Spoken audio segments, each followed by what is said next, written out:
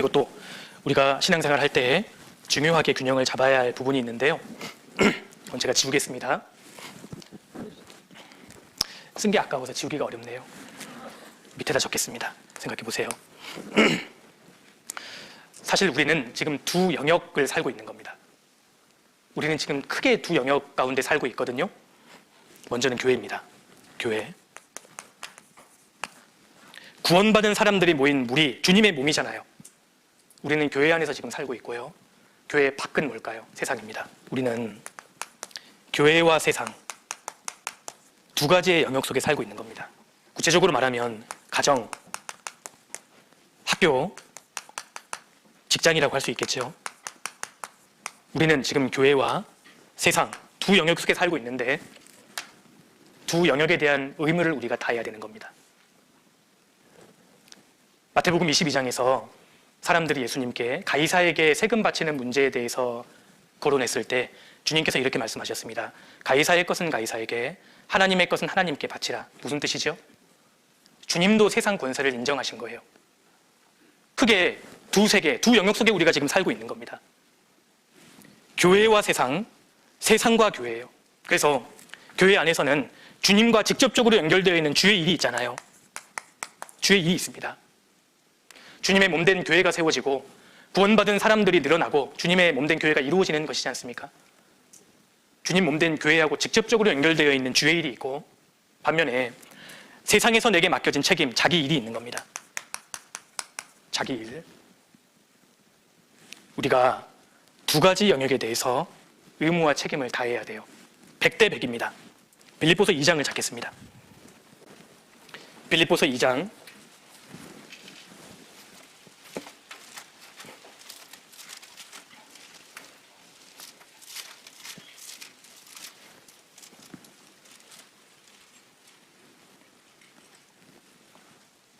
21절입니다. 21절.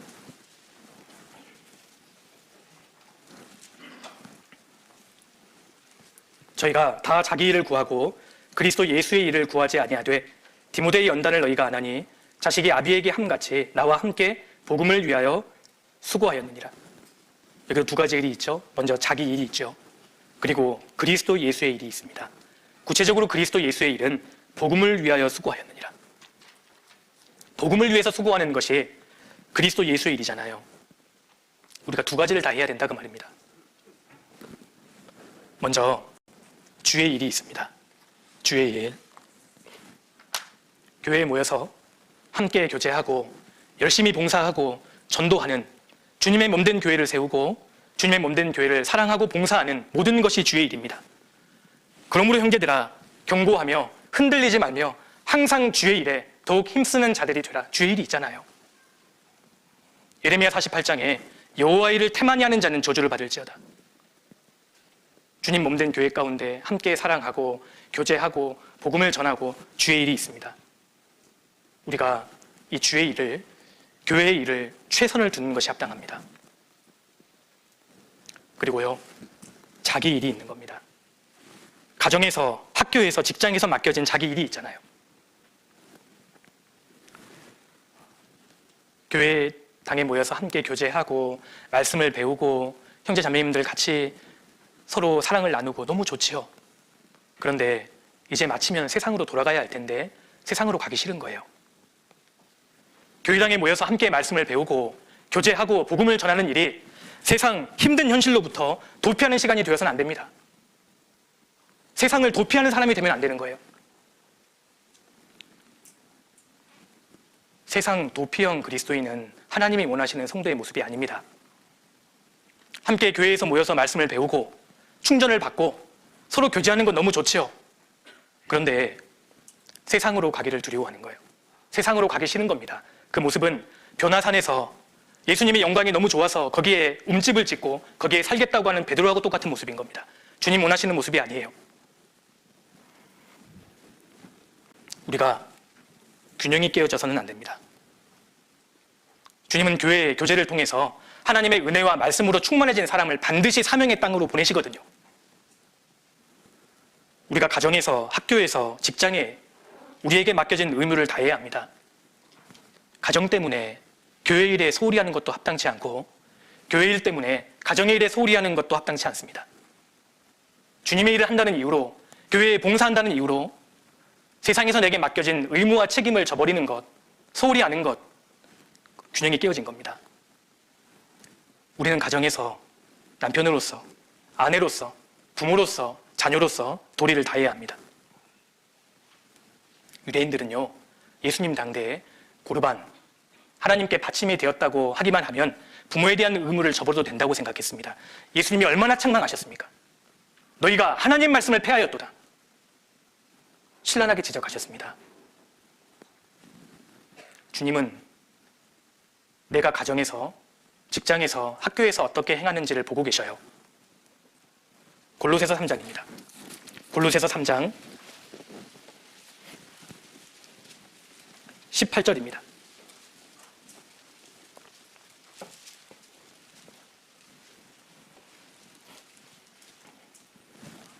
3장 18절. 아내들아 남편에게 복종하라. 이는 주 안에서 마땅하니라. 남편들아 아내를 사랑하며 괴롭게 하지 말라. 자녀들아 모든 일에 부모에게 순종하라. 이는 주 안에서 기쁘게 하는 것이니라. 아비들아 너희 자녀를 경록해 말지니 낙심할까 함이라. 종들아 모든 일에 육신의 상전들에게 순종하되 사람을 기쁘게 하는 자와 같이 눈가림만 하지 말고 오직 주를 두려워하여 성실한 마음으로 하라. 무슨 일을 하든지 마음을 다하여 주께 하듯 하고 사람에게 하듯 하지 말라. 24절 같이 읽겠습니다. 이는 유업의 상을 주께 받을 줄 알미니 너희는 주 그리스도를 섬기느니라. 아내들아 남편에게 복종하라. 이는 주 안에서 마땅하니라. 내가 결혼한 후에 아내로서 남편에게 해야 할 도리를 다해야 합니다. 주님께 상을 직접 받는다니까요. 남편은 남편된 도리를 아내에게 다해야 합니다. 자녀는 부모님께 해야 할 도리를 다하고 부모는 부모의 도리를 다하고 직장인은 직장에서의 성실히 살아가면은요 주님께서 상급과 영광으로 갚아주시는 거예요. 이는 유업의 상을 주께 받을 줄 알미니 너희는 주 그리스도를 섬기느니라. 내가 교회 봉사 열심히 하면 주님께서 자동으로 내 가정도 지켜주시겠지, 그릇된 생각입니다. 내가 교회에서 이렇게 봉사를 열심히 하면 가정과 직장은 조금 소홀히 해도 되겠지, 도대체 누가 그러던가요? 균형이 깨어진 겁니다. 마귀의 전략은 그리스도인들로 하여금 교회 안에서만 머물게 하고 세상으로부터는 물러서게 만드는 겁니다. 그래서 교회에서는 봉사를 열심히 하는 형제 자매가 가정에서는 무책임한 남편과 아내가 되어 있고 무책임한 직장인이 되어 있고 무책임한 부모와 자녀가 되어 있는 거예요. 잘못된 일입니다. 잘못된 신앙생활을 하고 있는 거예요. 교회에서는 아주 온유한데 이 형제님이 아파트에서도 모범적인 주민인가?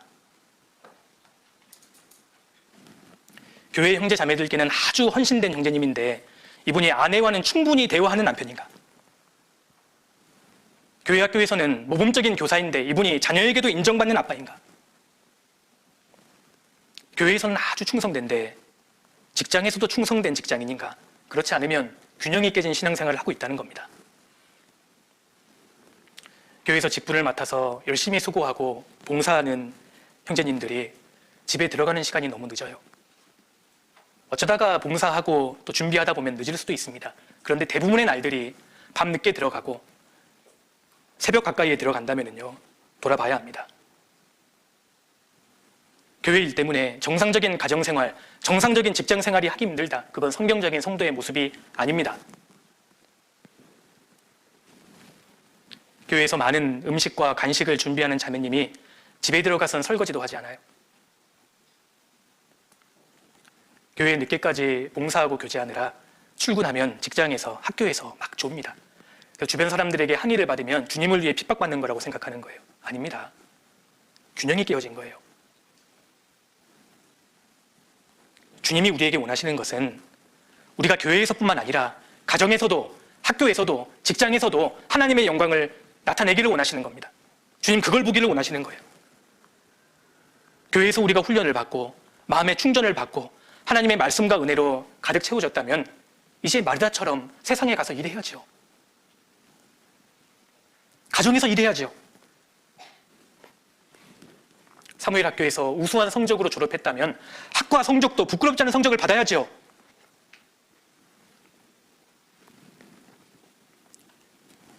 느헤미야는 하나님 앞에 훌륭한 기도의 사람이었습니다. 느헤미야 1장부터 마지막 장까지 느헤미야의 기도로 시작해서 기도로 끝이 납니다. 그런데 직장에서는 아주 모범적인 직장인이었다는 겁니다. 다니엘은 하나님의 뜻을 보고 비전을 가슴에 품고 있는 하늘의 사람이었지만 직장에서는 아주 빈틈이 없는 공무원이었습니다. 주님은 그런 사람을 사용하시는 거예요. 다니엘서 6장입니다.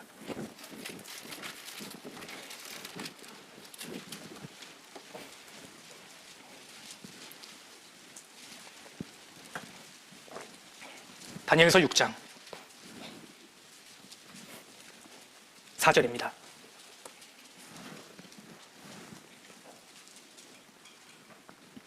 이에 총리들과 방백들이 국사에 대하여 다니엘을 고소할 틈을 얻고자 하였으나 능히 아무 틈, 아무 허물을 얻지 못하였으니 이는 그가 충성되어 아무 그릇함도 없고 아무 허물도 없음이었더라. 이 내용 어떤 내용인지 아시죠? 다니엘의 정적들이 다니엘을 끌어내리기 위해서요, 뒷조사를 하기 시작합니다. 오늘날로 따지면 국세청, 국정원, 검찰, 경찰 다 달라붙어서요, 다니엘을 지금 뒷조사하기 시작하는 겁니다. 먼저 국사에 대하여. 국사에 대하여라는 말은요, 이때 당시에 다니엘의 나이가 85세 정도 되었거든요. 50년 넘게 공직 생활을 한 공무원입니다. 그러니까 국사에 대하여 이 다니엘의 업무 처리 행적들 있잖아요. 이것들을 뒷조사하기 시작한 거예요. 50년 동안 실수한 거 하나 있겠지. 50년 동안 뒷돈 받은 거 하나 있겠지. 조사한 겁니다. 그런데 능히 아무 틈, 아무 허물을 얻지 못하였다. 우리가 삶의 현장에서 이런 사람이 되어야 합니다. 내가 학교에서 세상에서 맡겨진 일에 대하여 빈틈이 없는 사람이 되어야 한다는 겁니다. 그때 하나님께 영광이 돌아갑니다. 아무 그릇함도 없고 아무 허물이 없었다는 것은요, 자기 맡겨진 일에 성실하게 확실하게 마무리했다는 뜻입니다. 책임감이 강했다는 뜻이에요. 우리가 어떤 업무에 익숙해지면 요령이 생기고요, 대충 일을 처리하게 됩니다. 그리스도인들은 그러면 안 됩니다. 상사가 보든지 안 보든지 우리는 아주 성실하게 일해야 되거든요. 내가 직장에서 직장인으로서 성실하게 일하는 모습을 주님이 보시잖아요. 대학생들은 대학교에서 아무튼 치열하게 공부해야 합니다. 그것이 주님께 드리는 산 제사예요. 가정주부가 가정에서 열심히 가정일을 하는 것 주님께 드리는 산 제사입니다. 주님이 받아주셔요. 우리가 직장에서 가정에서 다니엘처럼 믿을 만한 사람이 되어야 합니다.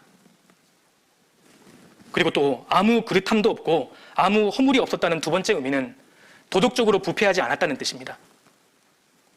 하나님의 사람이 아무리 능력이 탁월해도 한번 도덕성에 흠집이 가기 시작하면 무기력해지죠. 하나님의 구원받은 자녀가 거룩을 잃어버린다면 어떻게 세상의 어두움을 몰아낼 수 있겠어요? 어두움과 한편이 되어버렸는데 어떻게 그 사람이 세상의 빛인가요? 그러니까 다니엘은 하나님께서 맡겨주신 위치와 의무를 철저히 지키고 세상에서 맡겨진 의무도 다하고 있던 사람입니다. 다니엘은 균형을 이루고 있잖아요. 다니엘의 정적들이 무섭게 조사했습니다. 그런데 문제점이 나오질 않았어요. 그 결과 하나님께 영광이 돌아갑니다. 우리가 세상에서 그래야 합니다. 내가 처한 위치에서, 교회에서, 가정에서, 직장에서, 학교에서 꼭 필요한 사람이 되어야 합니다. 내게 맡겨진 부서에서, 내게 맡겨진 분야에서 우리는 가장 정직하고 탁월한 사람이 되어야 하고 존경받는 전문가가 되어야 되는 거예요. 그때 주님께 영광이 돌아갑니다. 그때 주님이 그 사람을 사용하셔요.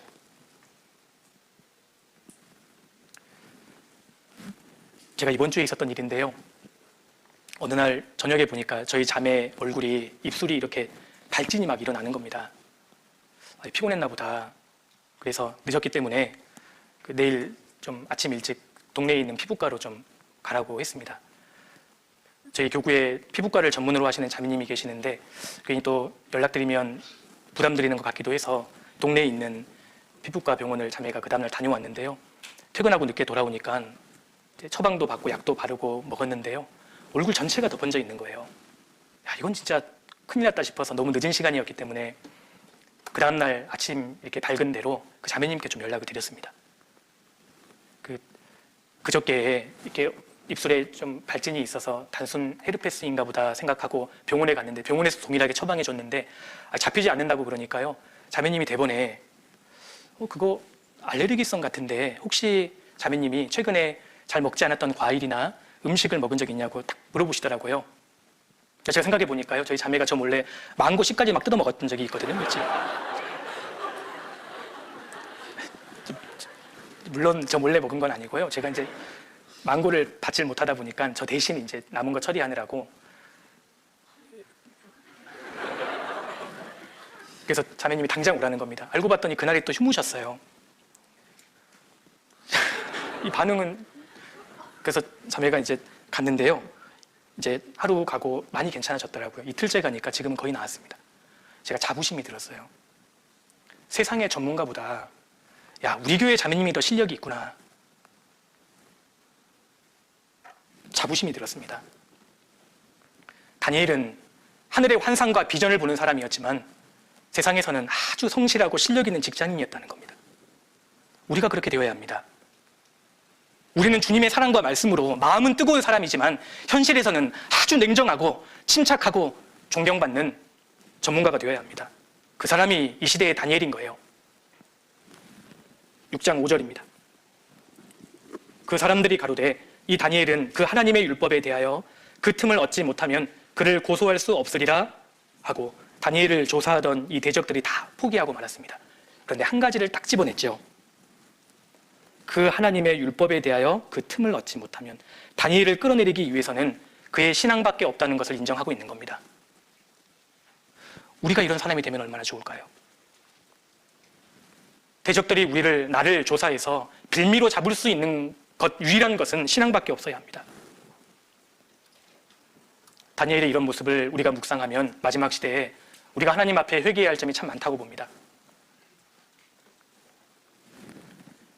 우리가 주님을 위해서 위대한 일을 하겠다고 이야기하지만 주님 앞에 준비된 것이 없기 때문에 주님이 우리를 사용하지 못하실 수 있잖아요. 잠언 22장입니다.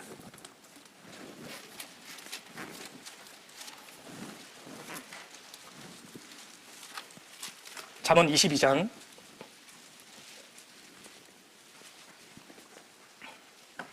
29절입니다.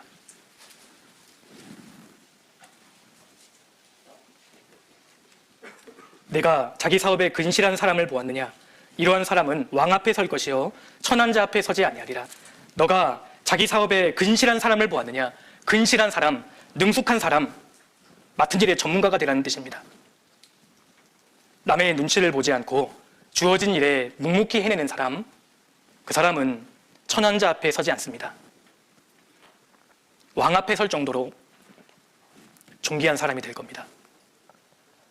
교회에서, 가정에서, 학교에서, 직장에서 맡겨진 일에 최선을 다하고 준비하면요, 주님이 영광을 받으셔요. 그것이 하나님께 드리는 산 제사입니다. 여기 계시는 우리 청년 형제 자매님들은 누구보다도 근실해야 합니다. 누구보다도 성실해야 합니다. 세상 사람들은 주식하고 여가를 즐겨도 우리는 아랑곳하지 않고 성실하고 근면하게 살아야 합니다. 대학생 형제 자매님들은 학과 공부를요 성실하게 준비해야 합니다. 그게 주님께 드려지는 산 제사입니다. 누구든지 일하기 싫어하거든 먹지도 말게 하라. 주 예수 그리스도 안에서 권하기를 정용히 일하여 자기 양식을 먹으라. 성경의 분명한 가르침입니다. 성경에는 그 사람의 모습에 대해서 습관적인 것이 기록되어 있습니다. 사무엘상에서 엘리 대제사장이 의자에 앉아있다고 했잖아요. 그날만 앉아있는 게 아닙니다. 그의 습관이었습니다. 가룟유다가 돈깨를 맞고 돈을 훔쳐간다고 했을 때요, 한 번만 훔쳐간 게 아니에요. 습관적으로 훔쳐간 것을 기록하신 겁니다. 베드로가 그물을 던질 때 그 모습을 주님이 보셨지 않습니까? 베드로는 날마다 그물을 던지는 성실한 어부였다 그 말입니다. 성경에서 우리가 볼 수 있는 것은 교회에서뿐만 아니라 맡겨진 가정에서, 일터에서 성실하게 일하던 사람들이 귀하게 쓰임 받은 거예요. 균형을 잡아야 하는 겁니다. 둘 다 100인 거예요. 둘 다 100입니다. 하나님이 엘리사를 부르실 때 엘리사가 밭에서 열심히 일하고 있었습니다. 주님이 마태를 부르실 때 마태가 세관에서 자기 일에 골몰하고 있었지 않습니까? 성경에 습관적인 것이 기록되어 있는 겁니다. 시편 78편에 주님이 다윗을 왕으로 부르실 때 다윗이 젖 양을 지키는 중이라고 되어 있습니다. 젖 먹는 양, 가장 어린 새끼 양을 지키는, 사소한 일이라 할지라도 자기에게 맡겨진 일이라면 성실하게 일터에서 했던 사람, 주님이 그 사람을 이스라엘 왕으로 세우시잖아요.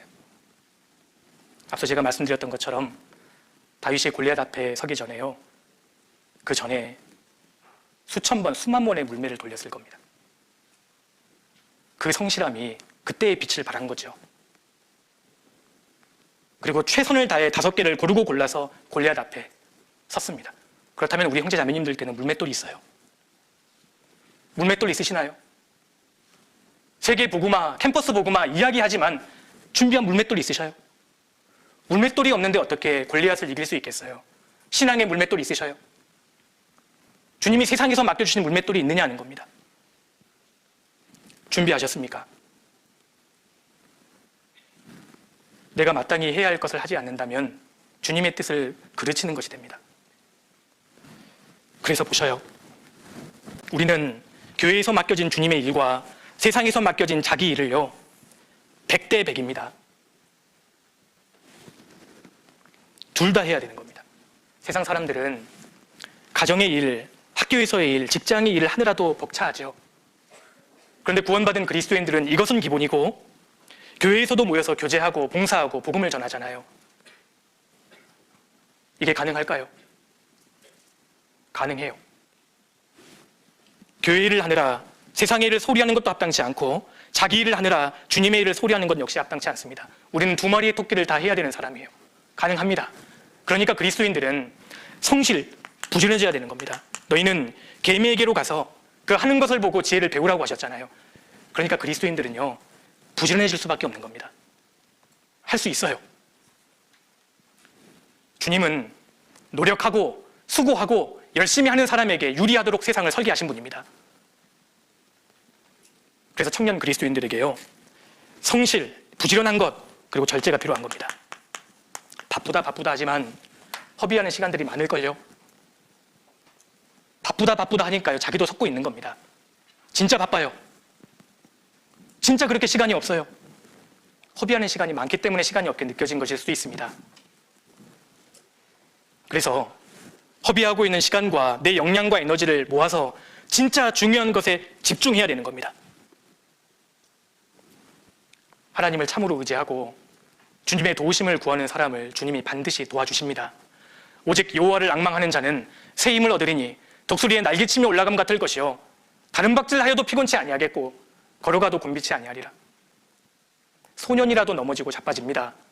장정이라도 넘어지고 자빠지고 피곤하지만 주님을 앙망하는 사람은 새 힘을 얻게 되잖아요. 다 할 수 있는 거예요. 우리 믿음의 선진들은 이 두 가지를 다 하고 지나갔잖아요.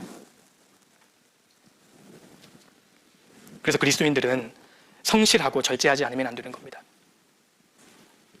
그래서 주님의 일, 그리고 세상, 자기 일, 세상에서 맡겨진 의무와 책임을 우리가 다 해야 합니다.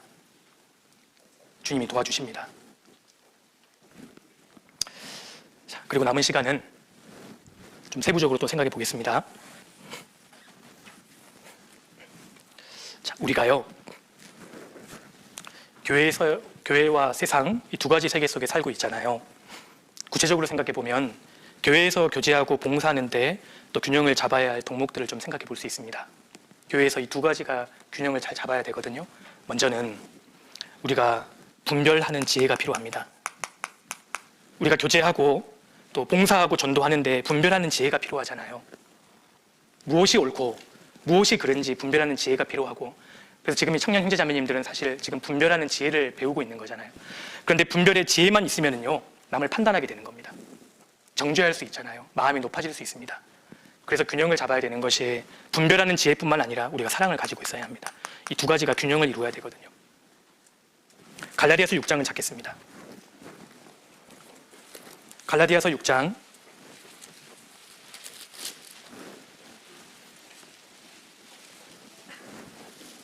갈라디아서 6장 1절입니다.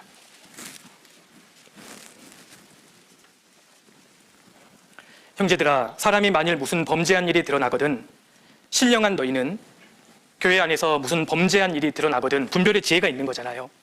그런데 신령한 너희는 온유한 심령으로 그러한 자를 바로잡고 내 자신을 돌아보아 너도 시험을 받을까 두려워하라. 너희가 짐을 서로 지라. 사랑이지 않습니까? 그러니까 분별의 지혜만 가지고 있으면 교만해질 수 있는 겁니다. 사랑이 있어야 됩니다. 사랑만 가지고 있고 분별의 지혜가 없다면 교회에 많은 누룩들이 들어올 수 있잖아요. 분별과 사랑, 사랑과 분별, 이 두 가지를요, 균형을 잡아야 하는 겁니다. 우리가 봉사하다가 또 교제하다가 특별히 열심히 봉사하다 보면 자기만의 완벽주의 기준이 생길 수 있습니다. 이렇게 해야 돼. 자기만의 원칙이 생길 수 있거든요. 그런데 그 기준과 원칙이 많은 사람들에게 덕을 세우는 건 아닐 수 있습니다. 그래서 열심히 있고 분별의 지혜는 가지고 있지만 사랑이 없으면요, 많은 사람을 다치게 할 수 있어요. 주님의 일을 하다 보면 주님은 사라지고 일만 남게 되는 겁니다. 그럼 자기가 예민해져요. 그럼 형제 자매님들을 판단하고 상처를 줄 수 있고 나중에 하나님도 원망할 수 있습니다. 그래서 두 가지가 균형을 잡아야 하는 겁니다. 그렇지 않으면 나도 다치고 주변 형제 자매님들도 다치게 할 수 있는 겁니다. 균형을 잡아야 되고, 또 교회에서 우리가 지울 수 없는 또 하나의 덕목은 겸손이잖아요. 겸손. 교회 안에서 우리가 품어야 할 대표적인 마음이 겸손입니다. 주님, 저는 아무것도 아닙니다. 저는 아무런 무슨 일을 할 자격이 없어요. 이 마음은 우리가 주님 앞에 갈 때까지 품어야 합니다. 그런데 겸손과 균형을 이루어야 할 마음이 있는 겁니다. 순종이에요. 저는 아무것도 아니에요. 그래서 뭔가 일을 맡겼을 때요, 저 아무것도 안 할래요. 그러면 불순종이 되잖아요. 주님을 위해 순종하고 많은 것을 하는데 겸손의 마음이 없으면 교만해지지 않습니까? 그러니까 겸손과 순종, 순종과 겸손 두 개가 균형을 맞춰야 되는 겁니다. 저는 아무것도 할 수 없습니다. 그런데 주님이 나를 부르셨을 때, 예, 주님 하겠습니다. 나는 아무것도 할 수 없지만 주님이 나를 부르셨다면 주님은 모든 준비가 되어 있을 테니까요. 순종하는 거예요. 그래서 너무 겸손해서 아무것도 하지 못합니다. 적극적이지 않은 신앙생활이 될 수 있지 않습니까? 불순종이 될 수 있습니다. 그래서 겸손과 순종, 순종과 겸손 이 두 개를요, 우리가 교회 생활할 때 균형을 잘 갖는 것이 필요하리라고 생각합니다. 그러겠죠? 그리고 세상에서도 우리가 가져야 할 균형이 있거든요. 세상에서도 우리가 세상에서 세상 사람들을 대할 때 가져야 할 대표적인 균형의 덕목이요, 첫 번째는 구별입니다. 구별. 세상의 죄로부터, 세상의 악한 풍조로부터 나 자신을 지켜야 되는 겁니다. 그런데 구별만 되어 있으면 전도를 하지 못해요. 그래서 구별과 관심이 필요한 겁니다. 관심. 그래서 예수님께서도 비둘기같이 순결하고 뱀과 같이 지혜로우라고 하셨잖아요. 너희는 뱀과 같이 지혜롭고, 맞죠? 어떤 분이 뱀같이 순결하고 비둘기같이 지혜로우라 하시던데 가만 들어보니까 이상해요. 성경을 봐야 됩니다. 비둘기같이 순결하고요, 뱀같이 지혜로워야 하는 거예요.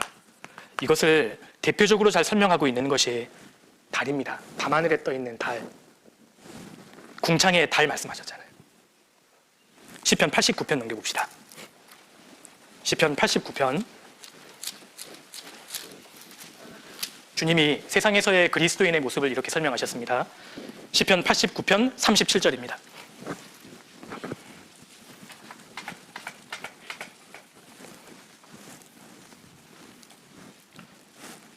또 궁창의 확실한 증인 달같이 영원히 경고케 되리라 하셨도다. 여기 궁창의 확실한 증인 달이라고 하셨잖아요. 달이 가만히 보면은요, 균형을 잡고 있습니다. 무슨 이야기냐면, 보셔요. 여기 태양이 있습니다. 여기 지구가 있고요, 여기 달이 있잖아요. 달이 증인의 모습이라는 겁니다. 달은 발광체가 아니잖아요. 태양의 발광체입니다. 그러니까 달은 어두운 밤과 같은 시기에 태양의 빛을 받아서 지구를 비추는 역할을 하는 겁니다. 그러니까 달은 증인이잖아요. 이스라엘 민족은 여호와의 증인입니다. 신약시대에 구원받은 그리스도인은 그리스도의 증인이지 않습니까? 주님의 빛을 받아서요, 세상을 비추어야 하는 달이다 그 말입니다. 그런데 달이 증인의 역할을 하기 위해서는 두 가지를 해야 합니다. 먼저 구별되어야 돼요. 달은 지구에 붙어버리면 증인 역할을 할 수 없습니다. 일정한 거리를 유지하고 있어야 되잖아요. 그리고 달이 또 너무 멀리 떨어지면 증인의 역할을 할 수 없습니다. 관심을 가져야 되는 겁니다. 관심. 그러니까 지구로부터 너무 가까워져서도 안 되고 너무 멀어져서도 안 돼요. 계속 지구 주변을 돌면서요, 지속적으로 빛을 비추는 겁니다. 우리가 세상에서 살아갈 때 구별과 관심, 순결과 지혜 두 가지가 균형을 갖추어야 합니다. 누구는 구별은 되는데요, 관심을 갖지 않아요. 그럼 전도할 수 없지요.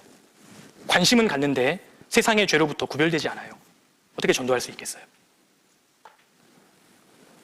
그래서 이 두 가지를 균형을 갖춰야 하고요. 이게 이제 중요합니다. 주님이 우리 그리스도인들의 모습을 이렇게 교훈해 주셨으니까요. 그리고 세상에서 또 우리가 균형을 가져야 할 덕목이 있다면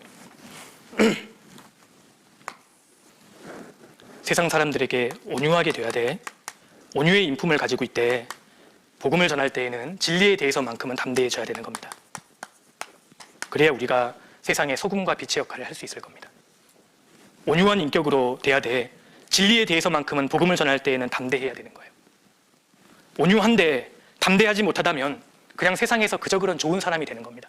그런데 담대한데요, 온유하지 못해요. 그러면 포악한 사람, 그 사람을 통해서 전도가 되기 어려울 겁니다. 그래서 세상에서 우리가 균형을 가져야 할 덕목은 구별과 관심, 온유와 담대함. 우리가 주님께 지혜를 구하고요, 주님을 의지하면 주님이 상황에 맞게 틀림없이 지혜도 주시고 도와주실 거라고 생각합니다.